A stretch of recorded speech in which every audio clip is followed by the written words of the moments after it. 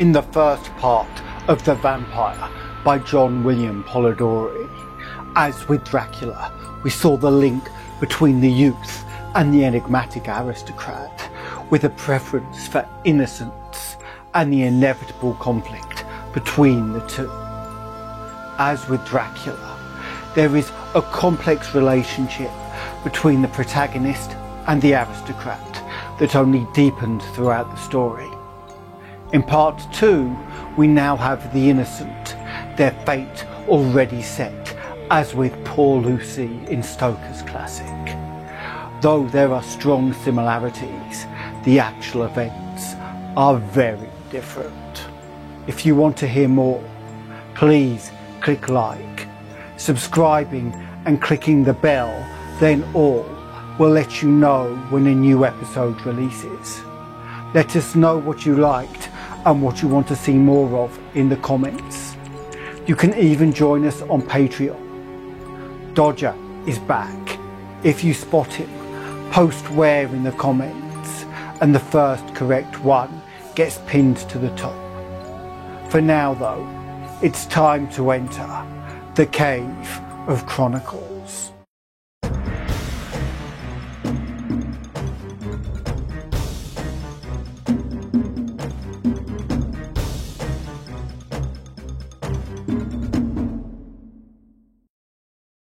Aubrey began to attach himself more and more to Ianthe.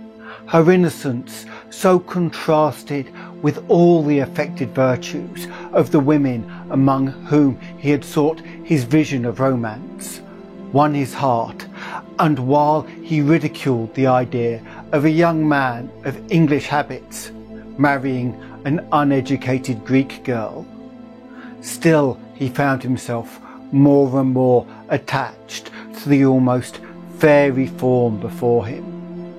He would tear himself at times from her, and forming a plan for some antiquarian research, he would depart, determined not to return until his object was attained. But he always found it impossible to fix his attention on the ruins around him, whilst in his mind he retained an image that seemed alone the rightful possessor of his thoughts.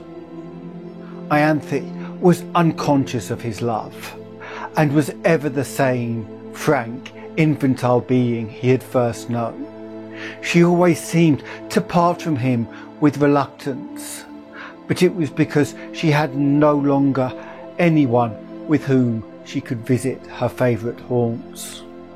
Whilst her guardian was occupied in sketching or uncovering some fragment which had yet escaped the destructive hand of time, she had appealed to her parents on the subject of vampires, and they both, with several present, affirmed their existence, pale with horror at the very name. Soon after, Aubrey determined to proceed upon one of his excursions, which was to detain him for a few hours. When they heard the name of the place, they all at once begged of him not to return at night, as he must necessarily pass through a wood where no Greek would ever remain. After the day had closed upon any consideration, they described it as the resort of vampires in their nocturnal orgies, and denounced the most heavy evils as impending upon him who dared to cross their path. Aubrey made light of their representations and tried to laugh them out of the idea. But when he saw them shudder at his daring, thus to mock a superior infernal power, the very name of which apparently made their blood freeze, he was silent. Next morning, Aubrey set off upon his excursion, unattended. He was surprised to observe the melancholy face of his host, and was concerned to find that his words, mocking the belief of those horrible fiends, had inspired them with such terror. When he was about to depart, Ianthe came to the side of his horse and earnestly begged him to return ere night allowed the power of these beings to be put in action. He promised. He was, however, so occupied in his research that he did not perceive that daylight would soon end, and that in the horizon there was one of those specks which, in the warmer climates, so rapidly gather into a tremendous mass and pour all their rage upon the devoted country. He at last, however, mounted his horse, determined to make up by speed for his delay. But it was too late. Twilight in these southern climates is almost unknown. Immediately the sun sets, night begins, and ere he advanced far, the power of the storm was above. Its echoing thunders had scarcely an interval of rest. Its thick, heavy rain forced its way through the canopy foliage, while the blue forked lightning seemed to fall and radiate at his very feet. Suddenly his horse took fright, and he was carried with dreadful rapidity through the entangled forest. The animal at last, through fatigue, stopped, and he found by the glare of lightning he was in the neighbourhood of a hovel that hardly lifted itself up from the masses of dead leaves and brushwood which surrounded it. Dismounting, he approached, hoping to find someone to guide him to the town, or at least trusting to obtain shelter from the pelting of the storm. As he approached, the thunders, for a moment silent, allowed him to hear the dreadful shrieks of a woman mingling with the stifled, exultant mockery of a laugh, continued in one almost unbroken sound. He was startled, but roused by the thunder, which again rolled over his head. He, with a sudden effort, forced the door open of the hut. He found himself in utter darkness. The sound, however, guided him. He was apparently unperceived, for though he called, still the sounds continued, and no notice was taken of him. He found himself in contact with someone whom he immediately seized, when a voice cried, "Again baffled!" to which a loud laugh succeeded, and he felt himself grappled by one whose strength seemed superhuman. Determined to sell his life as dearly as he could, he struggled, but it was in vain. He was lifted from his feet and hurled with enormous force against the ground.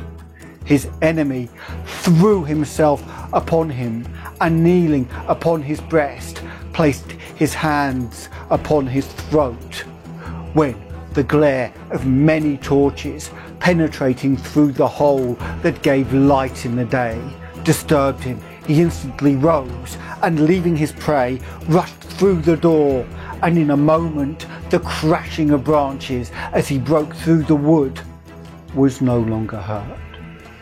The storm was now still, and Aubrey, incapable of moving, was soon heard by those without. They entered.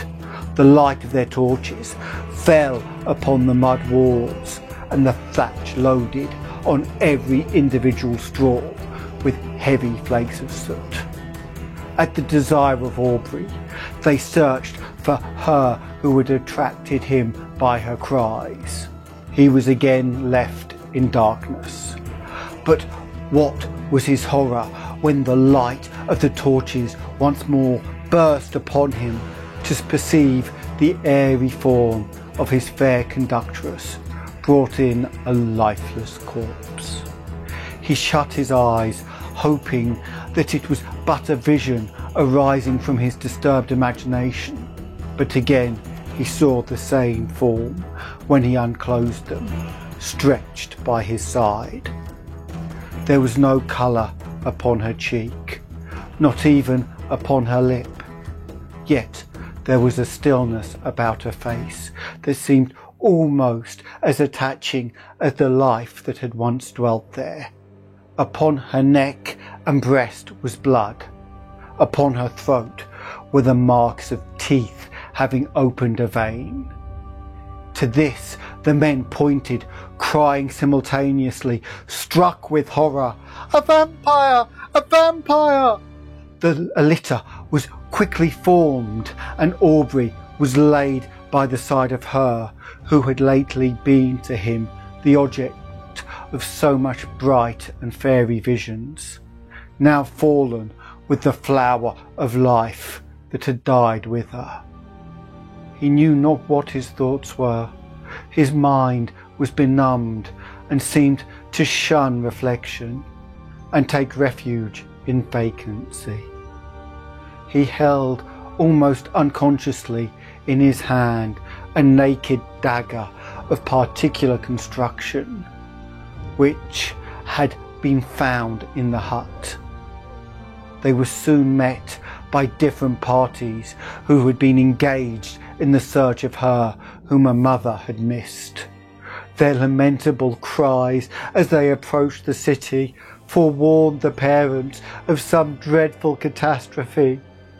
To describe their grief would be impossible, but when they ascertained the cause of their child's death, they looked at Aubrey and pointed to the corpse.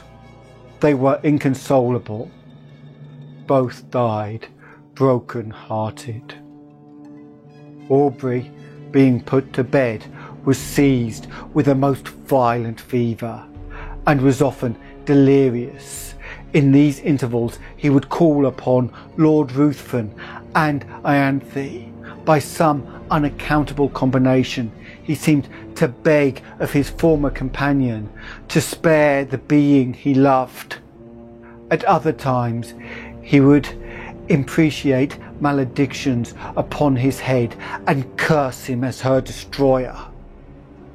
Lord Ruthven chanced at this time to arrive in Athens, and from whatever motive, upon hearing of the state of Aubrey, immediately placed himself at the same house and became his constant attendant. When the latter recovered from his delirium, he was horrified and startled at the sight of him whose image he had now combined with that of a vampire. But Lord Ruthven, by his kind words, implying almost repentance for the fault that had caused their separation, and still more by the attention, anxiety and care which he showed, soon reconciled him to his presence. His lordship seemed quite changed. He no longer appeared that apathetic being who had so astonished Aubrey. But as soon as his convalescence began to be rapid, he again gradually retired into the same state of mind, and Aubrey perceived no difference from the former man, except that at times he was surprised to meet his gaze fixed intently upon him, with a smile of malicious exultation playing on his lips. He knew not why, but this smile haunted him. During the last stage of the invalid's recovery, Lord Ruthven was apparently engaged in watching the tideless waves raised by the cooling breeze, or in the marking the progress of those orbs circling like our world, the moveless sun. Indeed, he appeared to wish to avoid the eye of all. Aubrey's mind, by this shock, was much weakened, and that elasticity of spirit which had once distinguished him now seemed to have fled forever.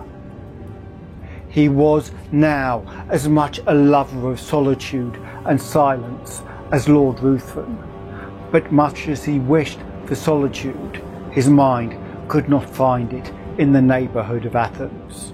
if he sought it amidst the ruins he had formerly frequented with Ianthe's form stood by his side, if he sought it in the woods, her light step would appear wandering amid the underwood in a quest for the modest violet. Then, suddenly turning round, would show to his wild imagination her pale face and wounded throat, with a meek smile upon her lips. He determined to fly scenes, every feature of which created such bitter associations in his mind. He proposed to Lord Ruthven, to whom he held himself bound by the tender care he had taken of him during his illness, that they should visit those parts of Greece neither had seen. They travelled in every direction and sought every spot in which a recollection could be attached. But though they thus hastened from place to place, yet they seemed not to heed what they gazed upon. They heard much of robbers, but they gradually began to slight these reports, which they imagined were only the invention of individuals, whose interest it was to excite the generosity of those whom they defended from pretended dangers. The consequence, thus neglecting the advice of the inhabitants, on one occasion they travelled with only a few guards, more to serve as guides than as defence. Upon entering, however, a narrow defile, at the bottom of which was a bed of torrent with large masses of rock brought down from the neighbouring precipices, they had reason to repent their negligence. For scarcely were the whole party engaged in the narrow pass when they were startled by the whistling of bullets close to their heads and by the echoing report of several guns. In an instant their guards had left them, and placing themselves behind rocks had begun to fire in the direction whence the report came. Lord Ruthven and Aubrey, imitating their example, retired for a moment behind the sheltering turn of the defile, but ashamed of being thus detained by a foe who, with insulting shouts, bade them advance, and being exposed to unresisting slaughter if any of the robbers should climb above to take them in the rear, they determined at once to rush forward in search of the enemy. Hardly had they lost the shelter of the rock when Lord Ruthven received a shot in the shoulder, which brought him to the ground. Aubrey hastened to his assistance, and no longer heeding the contest or his own peril, was soon surprised by seeing the robbers' faces around him, his guards having, upon Lord Ruthven's being wounded, immediately thrown up their arms and surrendered. By promises of great reward, Aubrey soon induced them to convey his wounded friend to a neighbouring cabin, and having agreed upon a ransom, he was no more disturbed by their presence, they being content merely to guard the entrance till their comrade should return with the promised sum, for which he had an order. Lord Ruthven's strength rapidly decreased. In 2 days mortification ensued, and death seemed advancing with hasty steps. His conduct and appearance had not changed. He seemed as unconscious of pain as he had been of the objects around him. But toward the close of the last evening, his mind became apparently uneasy, and his eye often fixed upon Aubrey, who was induced to offer his assistance with more than usual earnestness. "Assist me, you may save me, you may do more than that. I mean, not my life. I heed the death of my existence as little as that of the passing day. But you may save my honour, your friend's honour." "How? Tell me how. I would do anything." replied Aubrey. I need but little. My life ebbs apace. I cannot explain the whole, but if you would conceal all you know of me, my honour were free from stain in the world's mouth, and if my death were unknown for some time in England, but life, it shall not be known. Swear, cried the dying man, raising himself with an exultant violence.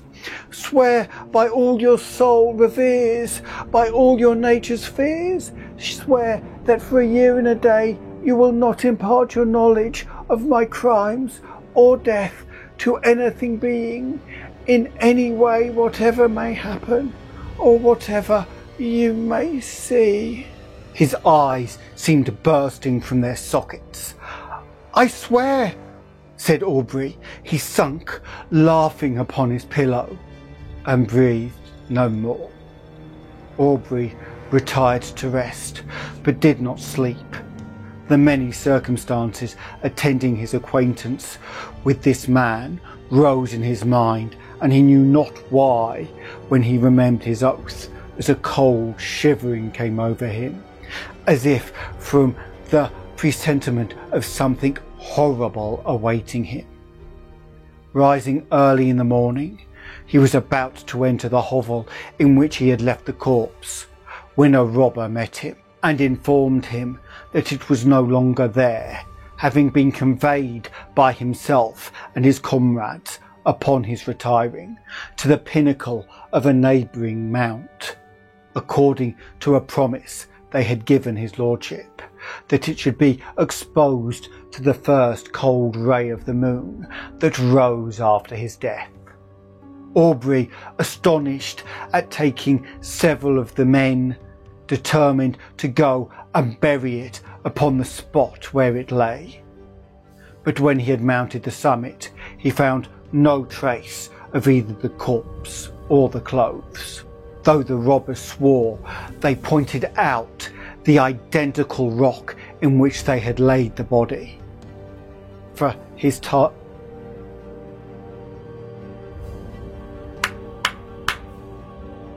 the corpse or the clothes, though the robbers swore they pointed out the identical rock on which they had laid the body.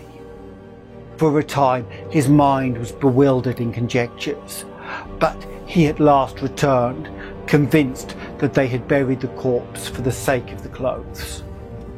Weary of a country in which he had met such terrible misfortunes, and in which all apparently conspired to heighten that superstitious melancholy that had seized upon his mind, he resolved to leave it, and soon arrived at Smyrna, where, waiting for a vessel to convey him to Otranto or to Naples, he occupied himself in arranging those effects he had with him belonging to Lord Ruthven. Among other things, there was a case containing several weapons of offence, more or less adapted to ensure the death of the victim. There were several daggers and atagans. Whilst turning them over and examining their curious forms, what was his surprise at finding a sheath, apparently ornamented in the same style as the dagger he discovered in that fatal hut. He shuddered, hastening to gain further proof. He found the weapon, and his horror may be imagined when he discovered that it fitted, though peculiar shaped, the sheath he held in his hand. His eyes seemed to need no further certainty. They seemed gazing to be bound to the dagger. Yet he still wished to disbelieve. But the particular form, the same varying hints upon the shaft and sheath, were alike in splendour on both, and left no room for doubt. There were also drops of blood on each. So ends part 2 of The Vampire. the similarities with Stoker are now starting to fade, with the outcome being much darker for all involved. If you enjoyed the tale, it helps us if you let others know, so please click the like button and share with others that may be interested. Subscribing will let you travel with us on further adventures of the dark and terrible, with the bell notifying you as we set off. If you want to join our Eldritch Order on Discord, come visit us on Patreon. Then you can join in the discussions and even help guide the choice of stories. If you spotted Dodger, don't forget to post in the comments.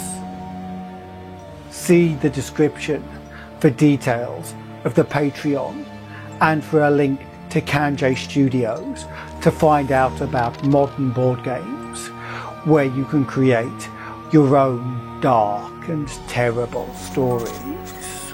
Until next time, farewell, and never give an oath unless you have thought through all the potential consequences, as you can never be sure what the future holds.